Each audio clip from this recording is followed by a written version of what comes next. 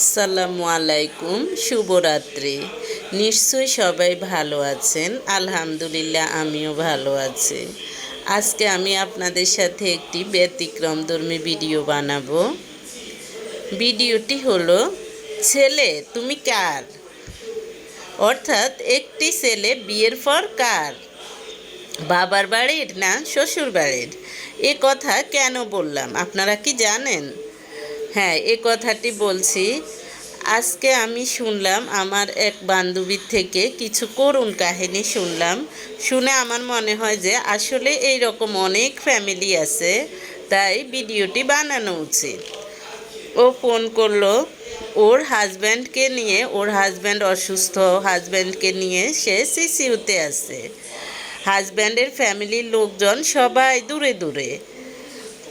তারপর দেখা যায় যে মেয়েটার বাবার ফ্যামিলি সাপোর্ট দিতে দিতে নিঃস্ব। তারপরও কি করবে, মেয়ে এবং নাতনিদের দিকে তাকিয়ে এখনও তারা চেষ্টা চালিয়ে যাচ্ছে। অথচ যখন ছেলের টাকা ছিল তখন তার ফ্যামিলির সবাইকে তার সামর্থ্য অনুযায়ী করেছিল। বরঞ্চ তারা বলতো বউকে যেন না শোনায়, বউ শুনলে সমস্যা হবে। ছেলেও তাদের কথা মতোই বউকে শোনাতো না, ফ্যামিলির লোকজনকে কি করতো না করতো। তারপর এখন যখন ছেলে নিজের চোখে দেখতে পেল তার অবস্থা, তার ফ্যামিলির লোকজনের বেইমানি, এখন ছেলে নিজেই হসপিটালে বসে বসে শুয়ে শুয়ে সে তার স্ত্রীর কাছে সব কিছু বলতেছে। তো এটা কেন? হ্যাঁ, আসলে আমি বিশ্বাস করেছি, কারণ অনেক ফ্যামিলিতে এরকম আছে।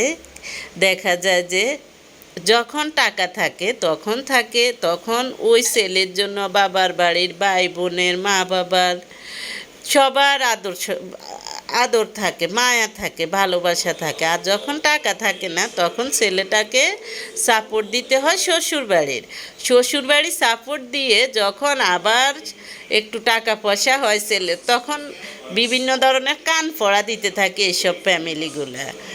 এগুলো সব ফ্যামিলির মানুষ না, কিছু কিছু ফ্যামিলি এরকম নিকৃষ্ট আছে। হ্যাঁ, আমি মনে করি যে সব ফ্যামিলিগুলা এগুলো করেন আপনাদের কি এগুলো উচিত? আপনারা কি আল্লাহর কাছ থেকে রক্ষা পাবেন? আপনারা সন্তানের সাথে করলেও আল্লাহ আপনাদেরকে ছাড় দিবে না। কিভাবে কবরে যেয়ে ঘুমাবেন, কিভাবে কবরে যেয়ে সুখে থাকবেন, আপনার মৃত্যু এটার গ্যারান্টি আছে।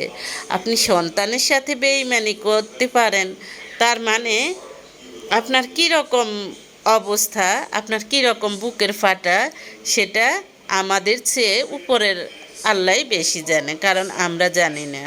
ওর কথা শুনে আমার খুব খারাপ লাগলো, তাই আমি ভিডিওটা বানালাম। কারণ দেখা যায় যে কারো থেকে কোনো গল্প শুনলে সেটা যদি আমার মনে হয় যে না, এটা নিয়ে একটা ভিডিও করা দরকার, তখন আমি ভিডিও করি।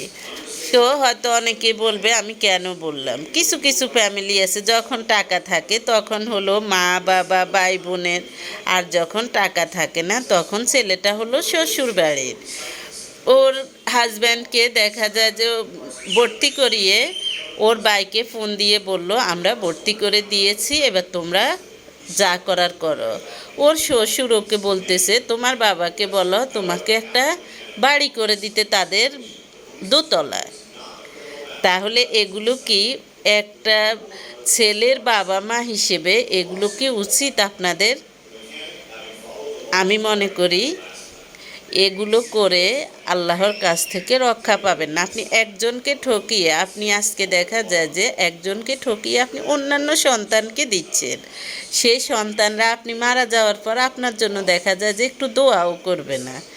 কিন্তু আপনি তো বেইমানিটা করে গেলেন। এই বেইমানির শাস্তি আপনি যুগের পর যুগ, কালের পর কাল আপনি সেই পেতেই থাকবেন। দেখা যাবে যে এইটার শাস্তির কারণে আপনি দোজখেও পতিত হতে পারেন। তাই এক সন্তানের জন্য, অন্যান্য সন্তানের জন্য একটা সন্তানকে কখনো ঠকাবেন না। তাই আমি বললাম ছেলে তুমি কার। কারণ যখন খাওয়ার বেলায় হয় তখন হলো ছেলের বাবার ফ্যামিলি, যখন দেয়ার বেলায় হয় তখন হলো ছেলের বাবার ফ্যামিলি। আর যখন ছেলে নিঃস্ব থাকে